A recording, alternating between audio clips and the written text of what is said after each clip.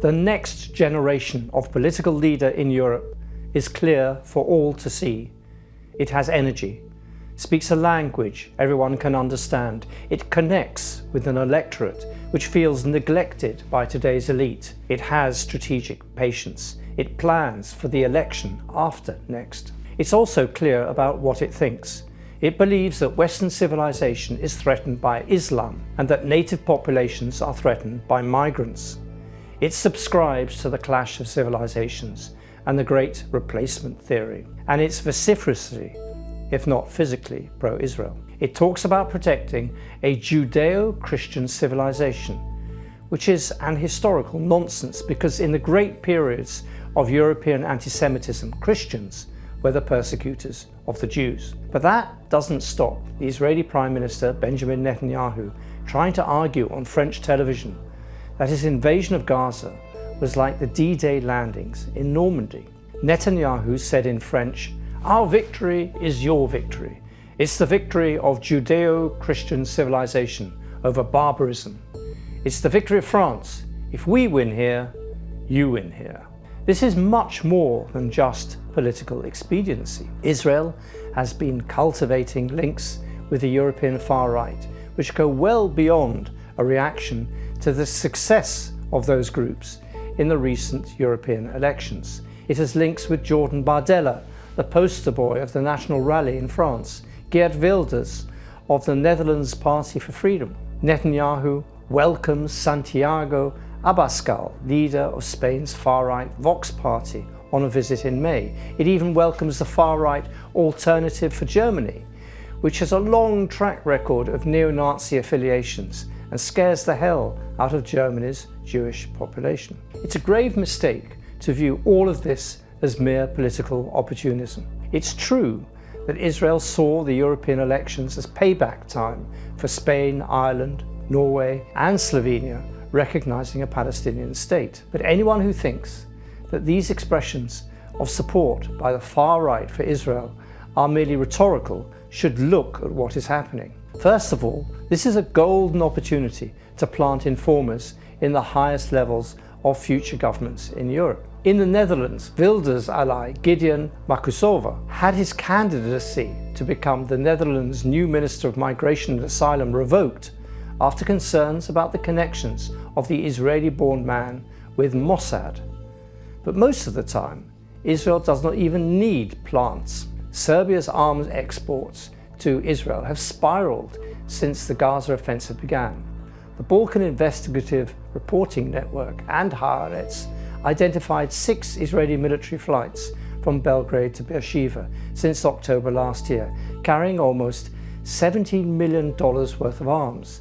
Serbian President Aleksandar Vučić said in February that he and Netanyahu had discussed a further advancement of bilateral relations, for which the Israeli Premier expressed his gratitude for the unwavering support, both in word and deed. Vučić is easily overlooked. His Serbian nationalism is unraveling a shaky peace in the Balkans. Recently, he appeared alongside the leader of the Serb-led entity within Bosnia-Herzegovina, Milorad Dodik, to call for the unity of ethnic Serbs throughout the region during a rally in Belgrade. Dodik claimed that Republika Srpska, the Serb-led entity, was committed to the Dayton Accords, but added ominously that this entity would soon have to seek Serbia's support to resolve its status. This is an implicit threat to the Dayton Accords, which formed a Bosnian state consisting of 2 entities, a Bosniak-Croat Federation and Republika Srpska,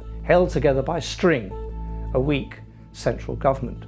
Dodik denies to this day that a genocide took place at Srebrenica in 1995, when 8,000 Bosnian Muslims, men and boys, were gunned down. So it was no coincidence, as the Gaza war enters its 9th month, that the Jerusalem Post published a long and fawning interview with Dodik. It was music to the Jerusalem Post's ears for Dodik to draw parallels between the non-genocide of Srebrenica and the non-genocide of Palestinians in Gaza. The fascism of the European far-right nationalists is contagious. The recent anniversary of an infamous event at the very start of the Second World War also proved to be revealing. In July 1939, the St. Louis set sail for Cuba with over 900 Jewish refugees on board.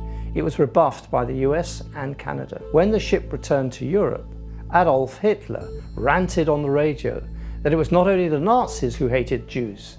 "See, the whole world hates the Jews," the Nazi dictator said. Hitler's sentiment about the Jews is mirrored in the debates on the Israeli talk shows and in social media about the Palestinians. Take the debate about forcing Palestinians to flee Gaza, as Itamar Ben-Gvir, the National Security Minister, wants to do. The problem of creating another Nakba is not that this is illegal or immoral.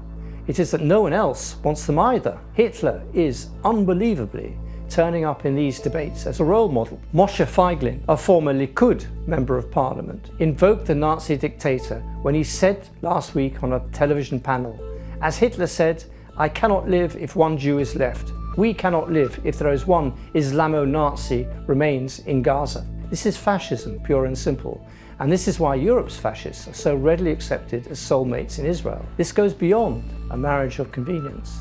Israel and the far right have a common Muslim enemy, and Israel has become a role model in how to deal with them. For Israel, however, there are perils in going down this tempting path, because Israel is not in a land where Muslims are a minority. Furthermore, Israelis are not on the periphery of the Muslim world. They are right in the center of it.